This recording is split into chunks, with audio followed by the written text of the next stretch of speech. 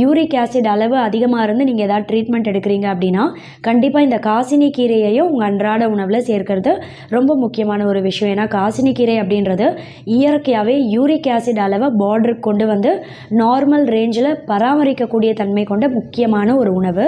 கூடவே பார்த்திங்கன்னா uric acid அதிகமாக இருக்க நிறைய பேருக்கு பார்த்தா கவுட் அப்படின்ற பாதிப்பு ஏற்படும் இல்லையா, விரல்களில் வலி இருக்கும், ஜாயிண்ட் பெயின் அதிகமாக இருக்கும், ஒரு சிலருக்கு வீக்கமும் சேர்ந்துருக்கும். இந்த வலி வீக்கம் ரெண்டுத்தையுமே இயற்கையாகவே கம்மி பண்ணக்கூடிய தன்மை பார்த்தா இதில் அதிகமாக இருக்கிறதுனால கவுட் மாதிரியான நோய் பாதிப்பு இருக்குன்னா அந்த தீவிரத்தை படிப்படியாக கம்மி பண்ணக்கூடிய தன்மையும் பார்த்தா காசினி கீரையில் அதிகமாக இருக்கிறதுனால காசினி கீரையை யூரிக் ஆசிட் அதிகமாக இருக்குன்றவங்களாம் கண்டிப்பாக உங்கள் அன்றாட உணவில் வாரத்துக்கு ஒரு 2 தடவையாவது சேர்க்கறத ஒரு பழக்கமாக கொண்டு வாங்க. இதோட மட்டும் இல்லை, நம்ம உடம்புல 3 முக்கியமான உடல் உறுப்புகளை தூய்மைப்படுத்தி ஆரோக்கியமாக செயல்பட வைக்கும். அந்த 3 உடல் உறுப்புகள் என்னன்னு கேட்டிங்கன்னா, முதல் முக்கியமான உடல் உறுப்பு கல்லீரல் உறுப்பு. கல்லீரலில் தேங்கி இருக்கக்கூடிய கழிவுகள் அத்தனையும் வெளியேற்றம் செய்து கல்லீரல் சம்மந்தப்பட்ட ஃபேட்டி லிவர், மஞ்சள் காமாலை அப்படின்ற ஜாண்டிஸ் நோய் பாதிப்புலாம் ஏற்படக்கூடிய வாய்ப்பை ரொம்பவே கம்மி பண்ணிவிடும். ஏன்னா ஹெப்பாட்டோ ப்ரொடெக்டிவ் குணம் அப்படின்றதும் காசினி கீரையில் அதிகமாக இருக்குது. 2வது முக்கியமான உடல் உறுப்பு சிறுநீரகம்.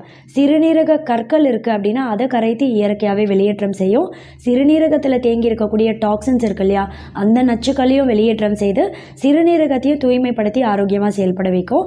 3வது முக்கியமான உடல் உறுப்பு இதயம் உறுப்பு.